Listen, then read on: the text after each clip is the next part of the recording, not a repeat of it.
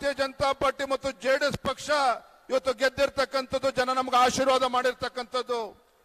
ಮತ್ತೊಂದು ವಿಚಾರ, ಅತಿ ಹೆಚ್ಚು ಕ್ಷೇತ್ರಗಳಲ್ಲಿ ಸಚಿವರಿರ್ತಕ್ಕಂಥ ಕ್ಷೇತ್ರಗಳಲ್ಲೂ ಸಹ ಬಿಜೆಪಿ ಮತ್ತು ಜೆಡಿಎಸ್ ಪಕ್ಷಗಳು ಇವತ್ತು ನಮ್ಮ ಅಭ್ಯರ್ಥಿಗಳು ಲೀಡನ್ನ ತೆಗೆದುಕೊಂಡಿರ್ತಕ್ಕಂಥದ್ದು ಕೂಡ ನಾವ್ಯಾರು ಕೂಡ ಈ ಸಂದರ್ಭದಲ್ಲಿ ಮರಿಬಾರದು. ಆತ್ಮೀಯ ಕಾರ್ಯಕರ್ತ ಬಂಧುಗಳೇ, ಮುಂದಿನ 3-4 ವರ್ಷ ಇವತ್ತು ರಾಜ್ಯದಲ್ಲಿರ್ತಕ್ಕಂಥ ಕಾಂಗ್ರೆಸ್ ಪಕ್ಷ, ಈ ರಾಜ್ಯದಲ್ಲಿರ್ತ ಆಡಳಿತ ನಡೆಸ್ತಾ ಇರ್ತಕ್ಕಂಥ ಕಾಂಗ್ರೆಸ್ ಪಕ್ಷದ ದುರಾಡಳಿತ ವಿರುದ್ಧ ನಾವು ಇವತ್ತು ಹೋರಾಟ ಮಾಡಬೇಕಾಗಿದೆ. ತಾವು ನೋಡ್ತಾ ಇದ್ದೀರಿ, ಕಾಂಗ್ರೆಸ್ ಪಕ್ಷ ರಾಜ್ಯದಲ್ಲಿ ಅಧಿಕಾರಕ್ಕೆ ಬಂದು 1 ವರ್ಷದಲ್ಲಿ ಇವರ ದುರಾಡಳಿತದ ಪರಿಣಾಮ, ಯಾವ ಕರ್ನಾಟಕ ರಾಜ್ಯ ಹಿಂದೆ ಭಾರತೀಯ ಜನತಾ ಪಾರ್ಟಿ ಅಧಿಕಾರ ಇದ್ದಾಗ ಇವತ್ತು ಎಲ್ಲಾ ಕ್ಷೇತ್ರಗಳಲ್ಲೂ ಕೂಡ ಇವತ್ತು ಕರ್ನಾಟಕ ರಾಜ್ಯ ಮುಂಚೂಣಿಯಲ್ಲಿತ್ತು. ಆದರೆ ಕಳೆದ 1.5 ವರ್ಷದ ಕಾಂಗ್ರೆಸ್ ಪಕ್ಷದ ದುರಾಡಳಿತದ ಪರಿಣಾಮ ಇವತ್ತು ಕರ್ನಾಟಕ ರಾಜ್ಯ ಎಲ್ಲಾ ಕ್ಷೇತ್ರದಲ್ಲೂ ಕೂಡ ಇವತ್ತು ಹಿಂದಕ್ಕೆ ಸರಿದಿರ್ತಕ್ಕಂಥದ್ದು ಕೂಡ ನಾವು ನೋಡ್ತಾ ಇದ್ದೇವೆ.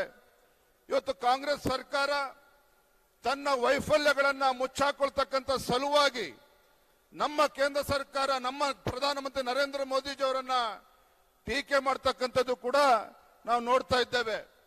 ಒಂದ್ ಕಡೆ ನಾವು ನೋಡ್ತಾ ಇದ್ದೀರಿ, ಮುಖ್ಯಮಂತ್ರಿಗಳು ಪದೇ ಪದೇ ಹೇಳಿಕೆಯನ್ನ ಕೊಡ್ತಾ ಇರ್ತಾರೆ, ಕೇಂದ್ರದಿಂದ ಅನುದಾನ ಬರ್ತಾ ಇಲ್ಲ, ಮೋದಿಯವರು ನಮ್ಮ ರಾಜ್ಯಕ್ಕೆ ಅನ್ಯಾಯ ಮಾಡ್ತಾ ಇದ್ದಾರೆ, ಪದೇ ಪದೇ ಹೇಳಿಕೆಗಳನ್ನ ಸ್ವತಃ ಮುಖ್ಯಮಂತ್ರಿಗಳೇ ಕೊಡ್ತಾ ಇರ್ತಕ್ಕಂಥದ್ದು ತಾವು ನೋಡ್ತಾ ಇದ್ದೀರಿ.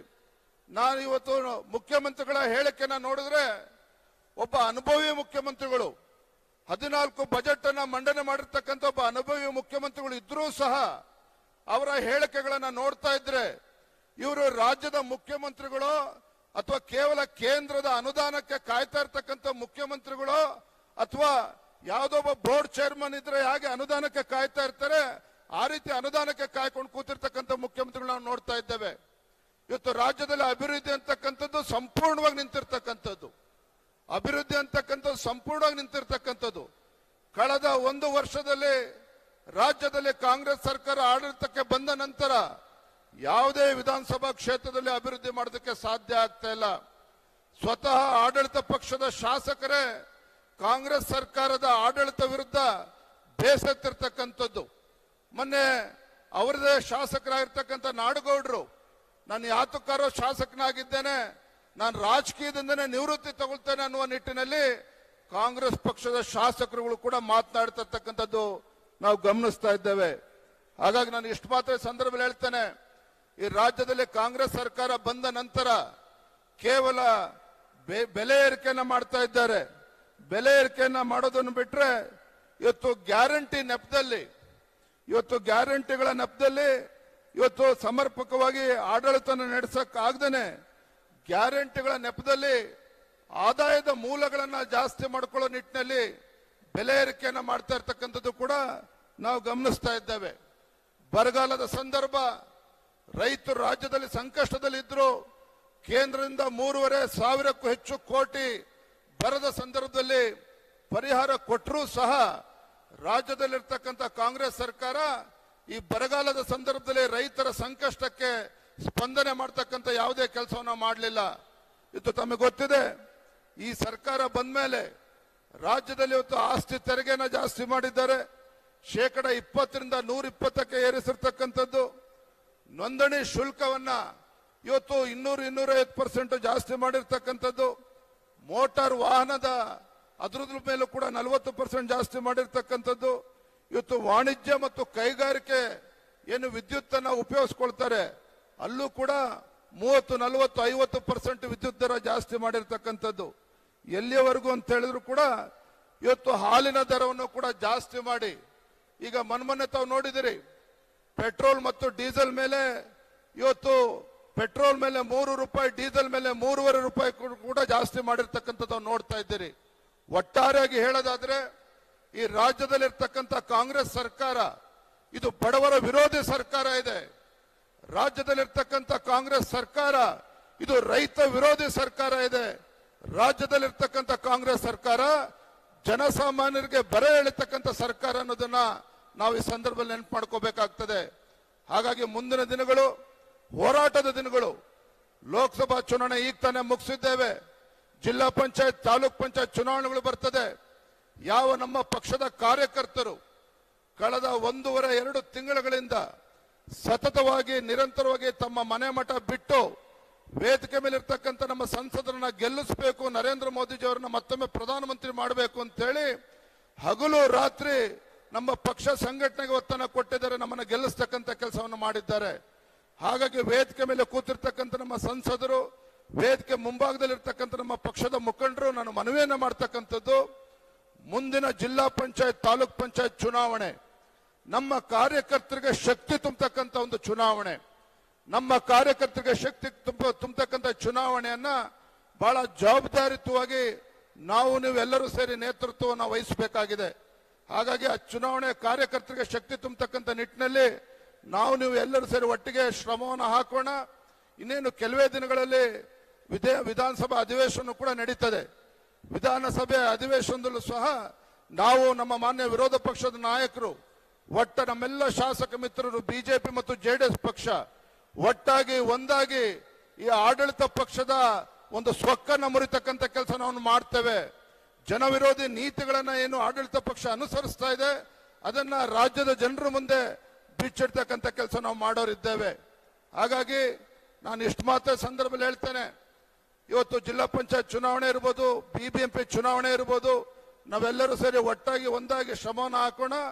ವಿಧಾನಸಭೆ ಅಧಿವೇಶನ ಮುಗಿದ ನಂತರ ನಾನು ನಮ್ಮ ಎಲ್ಲ ಪಕ್ಷದ ಮುಖಂಡರು ರಾಜ್ಯಾದ್ಯಂತ ಪ್ರವಾಸ ಮಾಡೋರಿದ್ದೇವೆ.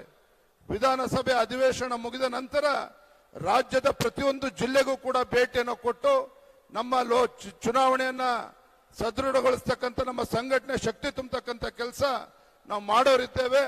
ಹಾಗಾಗಿ ಆ ನಿಟ್ಟಿನಲ್ಲಿ ನಾವೆಲ್ಲರೂ ಕೂಡ ಒಟ್ಟಾಗಿ ಶ್ರಮವನ್ನು ಹಾಕೋಣ ಅಂತಕ್ಕಂಥ ಮಾತನ್ನ ಹೇಳ್ತಾ, ನಮಗೆ ಏನೇ ಇರಲಿ, ಕಾಂಗ್ರೆಸ್ ಪಕ್ಷದವ್ರು ಏನೇ ಮಾತನಾಡಲಿ, ಈ ಒಂದು ಲೋಕಸಭಾ ಚುನಾವಣೆ 2019ನೇ ಅವತ್ತಿದ್ದಂತ ರಾಜಕೀಯ ಪರಿಸ್ಥಿತಿಗಳೇ ಬೇರೆ.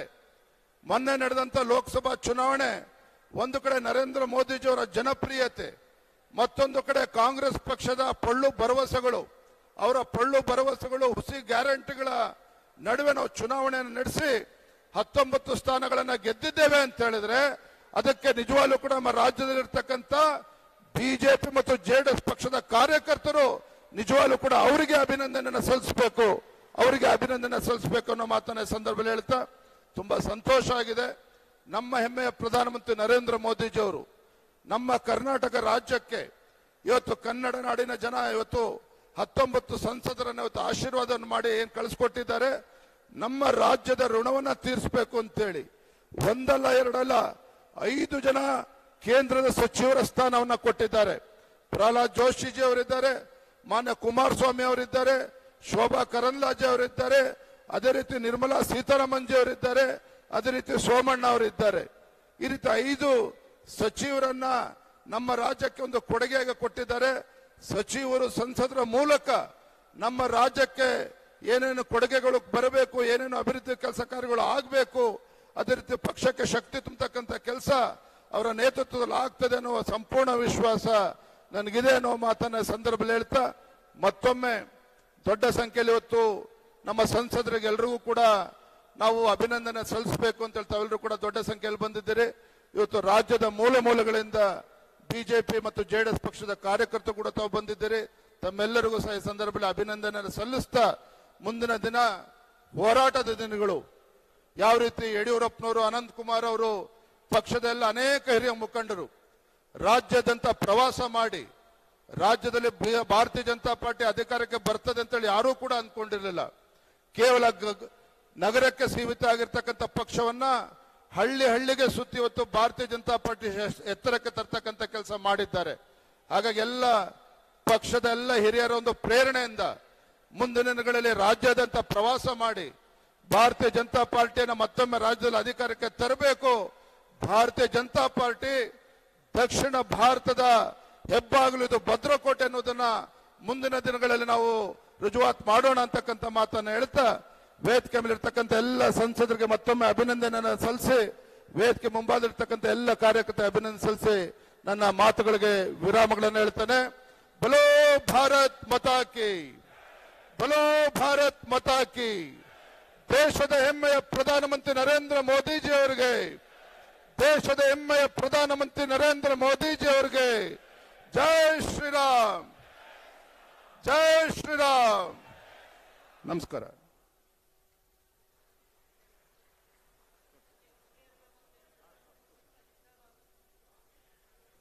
ದಿಟ್ಟ ನಾಯಕತ್ವದಲ್ಲಿ ಚುನಾವಣೆಯನ್ನ ಗೆದ್ದು ಈಗ ತಮ್ಮನ್ನ ಉದ್ದೇಶಿಸಿ ಮಾತನಾಡಿರುವಂತಹ BY ವಿಜೇಂದ್ರ ಅವರಿಗೆ ಅಭಿನಂದನೆಯನ್ನ ಸಲ್ಲಿಸ್ತಾ, ಇಡೀ ರಾಜ್ಯದ ಜನತೆಯ ಪರವಾಗಿ ಕಾರ್ಯಕರ್ತರು ನೂತನ ಸಚಿವ ಸಂಪುಟದಲ್ಲಿ ಸಚಿವರಾಗಿ ಅಧಿಕಾರವನ್ನ ವಹಿಸಿಕೊಂಡಿರುವಂತಹ